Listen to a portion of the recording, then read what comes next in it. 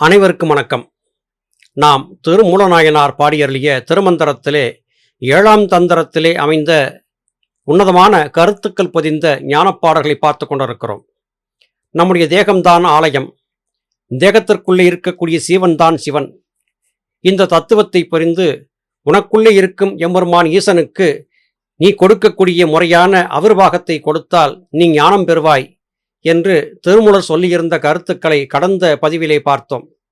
இன்று நாம் பார்க்க இருக்கக்கூடிய பதிவிலேயும் நுணுக்கமான பல நல்ல கருத்துக்களை திருமூலர் சொல்ல கேட்க இருக்கிறோம்.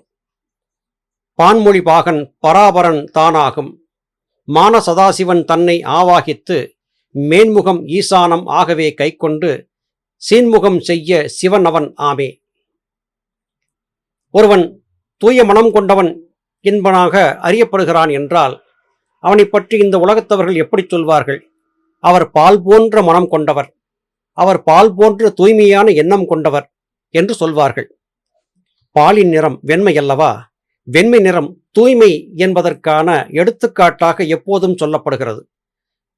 பால் மாத்திரமே எந்தவிதமான கலப்படமும் இல்லாத ஒரு உணவாக இருக்கிறது. பால் பசுவின் மடியிலிருந்தோ அன்னையின் மார்பிலிருந்தோ சுரக்கக்கூடியதாக இருக்கும்போது அதிலே களங்கமில்லை. இன்றைய மருத்துவமும் கூட சில விடயங்களை சொல்கிறது. ஒரு குழந்தை பிறந்தபோது தாயின் மார்பிலே சுரக்கக்கூடிய பால் என்பது நீர்த்து போய் மிகவும் தண்ணீர் போன்ற நிலையிலே இருக்கும். அந்த பால் குழந்தை வளர வளர திடத்தன்மை உடையதாக மாறிக்கொண்டே வரும். முன்பு நீர்த்து போய் தண்ணீரை போல இருந்த தாய்ப்பால் குழந்தை வளர வளர கெட்டிப்பட்ட பாலாக எப்படி மாறுகிறது? இது எப்படி இந்த ரசாயன மாற்றம் நிகழ்கிறது என்பது பராபரத்திற்கு மாத்திரமே தெரிந்த ஒன்று. அந்த தாய்ப்பாலிலே கலப்படத்தை பார்க்க முடியாதல்லவா? அதுபோல எம்பெருமான் ஈசன் நம் மீது கொண்டிருக்கக்கூடிய அன்பிலேயும் கலப்படத்தை பார்க்க முடியாது. காரணம், எம்பெருமான் ஈசன் தாயுமானவன், அம்மையப்பன் என்றே அழைக்கப்படுகிறார். பால்மொழியாக எந்தவிதமான கலப்படமும் இல்லாமல் தன்னுடைய பிள்ளைகளுக்கு அன்பையும் அருளையும் ஆசியையும் வாரி வாரி வழங்குவதிலே வள்ளலாக இருக்கிறார் எம்பெருமான் ஈசன். காரணம் யாதென்றால் அவரே பராபரமாக இருக்கிறார். எப்போதும் நம்மை விட்டு நீங்காமல் இருக்கக்கூடிய தத்துவத்தை கொண்டிருக்கிறார் என்கிற காரணத்தால் அவர் சதாசிவன் என்றும் அழைக்கப்படுகிறார். அவரை நம்முடைய சிரசாகிய ஆகாயத்திலே ஆவாகனம் செய்து நாம் வணங்கி வருகிறோம். சிரத்தின் உள்ளே இருந்து நம்மை இயக்கிக் கொண்டிருக்கக்கூடிய சிவன்தான் சிவன். அந்த சிவன் வீற்றிருக்கக்கூட தலையாம் பாகம்தான் ஈசான பாகம். அந்த ஈசான பாகத்தை தூய்மையாக வைத்திருக்க வேண்டும் என்பதை புரிந்திருக்க வேண்டும். என்சான் உடம்புக்கு சரசே பிரதானம். நாம் உண்ணக்கூடிய உணவு வெப்பசக்தியாக மாற்றப்பட்டு அண்ணாக்கு பாதை வழியாக சிரத்திற்குள்ளே சென்று சேருகிறது. அது மேகமாக இருந்து குளிர்ந்து அமிர்தமாக ஜீவனாகிய சிவனின் மீது அபிஷேகம் செய்யப்படுகிறது. இப்படி நாம் எதை கொண்டு ஈசனுக்கு அபிஷேகம் செய்கிறோம் என்பதிலும் கூட புரிதல் இருக்க வேண்டும். நல்ல தூய சத்துவ உணவுகளை உட்கொள்ளும் போது அந்த உணவின் காரணமாக பெறப்பட்ட வெப்பம் சுத்த வெப்பம் என்றாகும். இந்த சுத்த வெப்பம்தான் எம்பெருமான் ஈசனுக்கு நாம் கொடுக்கக்கூடிய ஆகுதி என்று திருமூலர் பெருமான் குறிப்பிடுகிறார். எம்பெருமான் ஈசன் வீற்றிருக்கக்கூடிய சரசாம் ஆகாயத்தை, சரசாம் ஆலயத்திற்குள்ளே இருக்கும் எம்பெருமான் ஈசனே தூய்மை வாய்மை என்கிறவற்றின் மூலமாக மாத்திரமே வழிபட முடியும். அதை விடுத்து எம்பெருமான் ஈசன் நம்மைப் போலவே படைத்திருந்த பற்பல உயிர்களை வதைத்து அவற்றின் ஊனினை எடுத்து உண்ணக்கூடிய தவறான காரியங்களை செய்தால் ஈசனிடமிருந்து உங்களுக்கு மன்னிப்பு கிடைக்காது.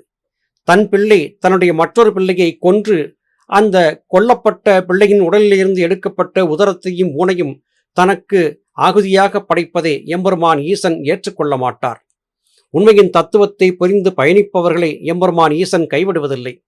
உண்மையை எடுத்துச் சொன்னாலும் அகங்கார வயப்பட்டு அதை ஏற்றுக்கொள்ளாமல் தவற்றுக்கு மேல் தவற்றை செய்து கொண்டிருப்பவர்களை ஈசன் அங்கீகரிப்பதில்லை, மன்னிப்பதும் இல்லை என்பது கருத்து. நினைவதும் வாய்மை மொழிவதும் அல்லால் கனைகழல் ஈசனை காண அரிதாம்.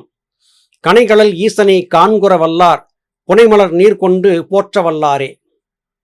உங்களுடைய எண்ணம் முழுவதும் வாய்மை என்பதே நிறைந்திருக்க வேண்டும். நீங்கள் சொல்லக்கூடிய சொல் உண்மையாகதா இருக்கிறதா என்பதை யோசித்து பார்க்க வேண்டும். உண்மை நேர்மைக்கு அப்பாற்பட்டு நீங்கள் செய்யக்கூடிய எந்த ஒரு காரியமும் உங்களை ஈசனை விட்டு தூரத்தே தள்ளிக்கொண்டே செல்லும். நீங்கள் ஈசனுடைய திருவடிகளை காண முடியாது. உங்களுடைய எண்ணம், சொல், செயல் யாவும் தூய்மையானதாக இருக்க வேண்டும். அப்படி இருப்பவர்களால் மாத்திரமே எம்பெருமான் ஈசனுடைய திருவடிகளை காண முடியும்.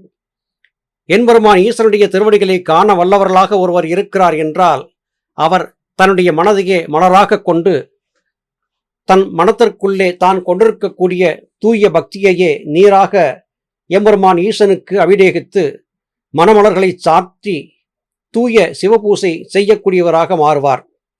மற்றவர் புற வழிபாட்டிலே மலர்களை கொண்டும் தண்ணீரை கொண்டும் பற்பல விதமான திரவியங்களை கொண்டும் எத்தனைதான் ஈசனுடைய உருவகம் என்று கருதக்கூடிய லிங்க வடிவங்களுக்கு பூசைகளை செய்து வந்தாலும் அவர்கள் பூசை செய்தவர்கள் என்று ஆக மாட்டார்கள்.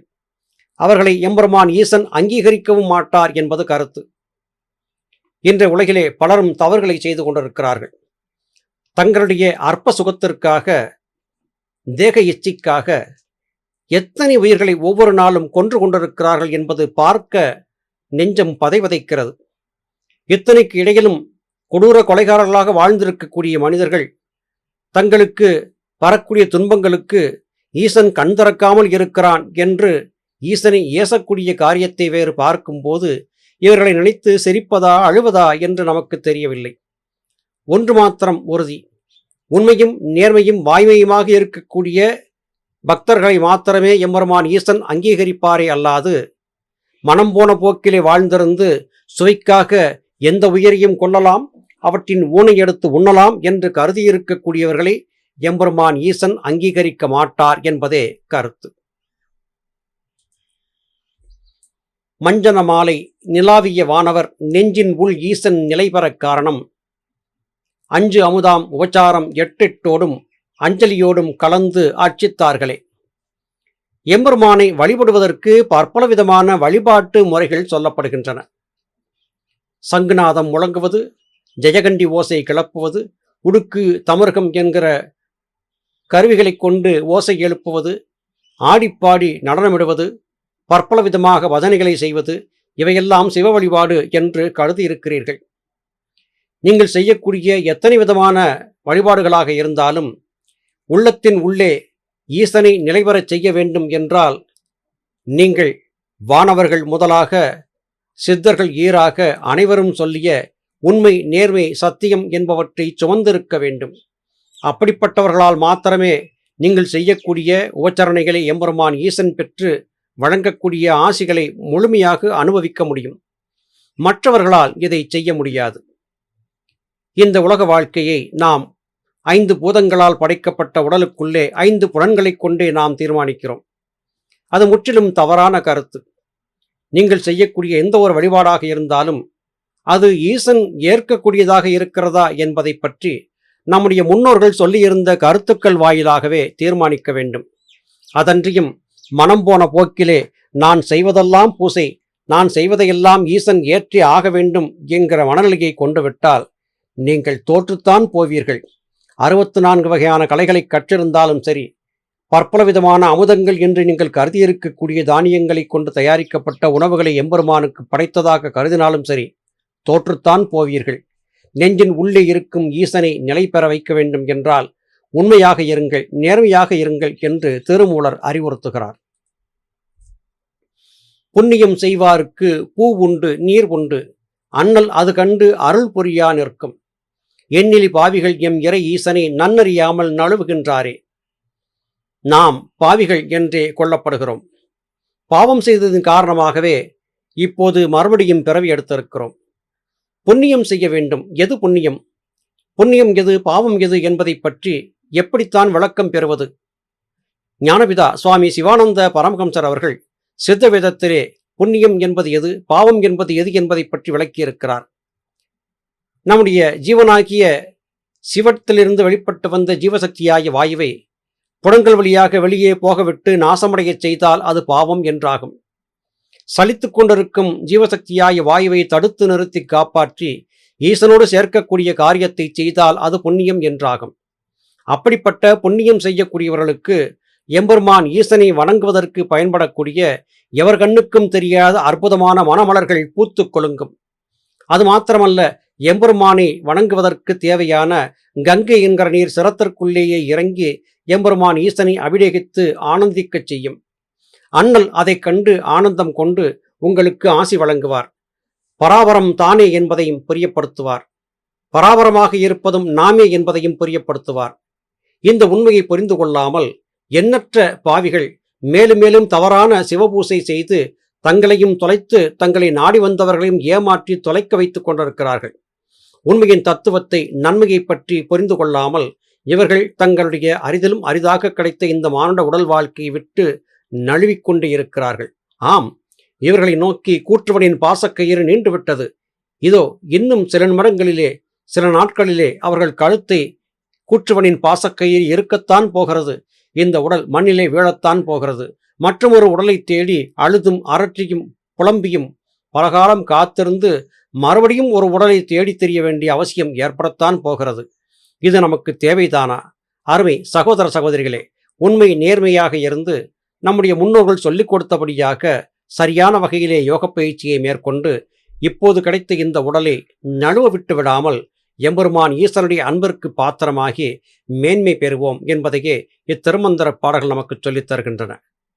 மீண்டும் மற்றொரு பதிவிலே உங்களை சந்திக்கிறேன். அதுவரையிலும் நன்றி, வணக்கம்.